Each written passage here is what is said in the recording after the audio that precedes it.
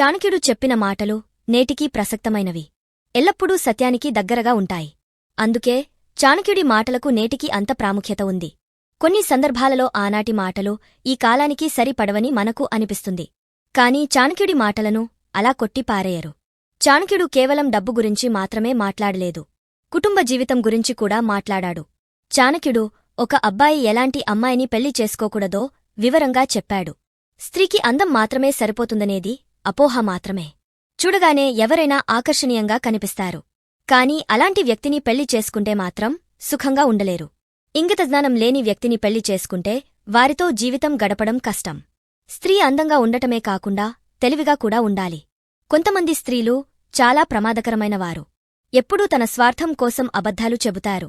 వాళ్ల అబద్ధాలు మీకు ఇబ్బంది కలిగించవచ్చు.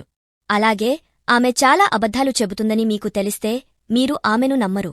కాబట్టి మీరు అబద్ధాలు చెప్పే స్త్రీని వివాహం చేసుకోకూడదు. కుటుంబం అంటే ఎంత ధనవంతులనేది కాదు, వారి కుటుంబంలోని వ్యక్తిత్వం ఏంటో తెలుసుకోవాలి.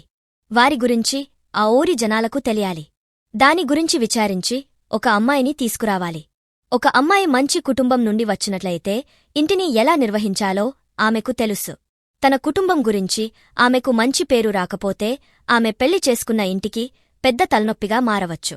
అలాగే ఆమె కుటుంబ సభ్యులు వచ్చి ఆమెను అవమానిస్తారు. క్రూరమైన స్త్రీ ఏది కావాలంటే అది చేస్తుందని, ఆమెపై జాలి కనికరం అంటూ ఏమీ ఉండదని, అలాంటి వాళ్లను పెళ్లి చేసుకోవద్దని, అలా చేస్తే నీ జీవితం చాలా కష్టతరంగా ఉంటుందని చాణక్యుడు చెప్పాడు. మాతృత్వమే స్త్రీ గుణము. అదే దెయ్యమైతే నరకమే. చెడ్డ ప్రవర్తన గల స్త్రీని పెళ్లి చేసుకుంటే ఆమె మీకు, మీ కుటుంబానికి చెడ్డ పేరు తెస్తుంది. అలాగే ఆమె చెడు ప్రవర్తనతో పెద్ద తలనొప్పి అవుతుంది. కాబట్టి అలాంటి వ్యక్తిని కూడా పెళ్లి చేసుకోకండి. తను బట్టలు మార్చుకున్నట్లు వ్యక్తిని మారుస్తుంది. ఎంత చెప్పినా ఆమె చెవిన పడదు. ఆమె వల్ల మీరు చింతించవలసి ఉంటుంది. మహిళలు ఇంటి పనులు చేయడమేనని చాలామంది వాదిస్తున్నారు. కాని చాలా పెద్ద పదవులో ఉన్న అమ్మాయిలను చూస్తే ఇంటి బాధ్యతలు కూడా నిర్వహిస్తున్నారు. సమయం దొరికినప్పుడు ఇంటి పనులు చేస్తుంటారు. ఇంటి పనులు చేయడం అంటే అన్నీ మీరే చేయడం. అసలు ఇల్లు ఎలా ఉండాలి అనే ఆలోచన ఆమెకు ఉండాలి.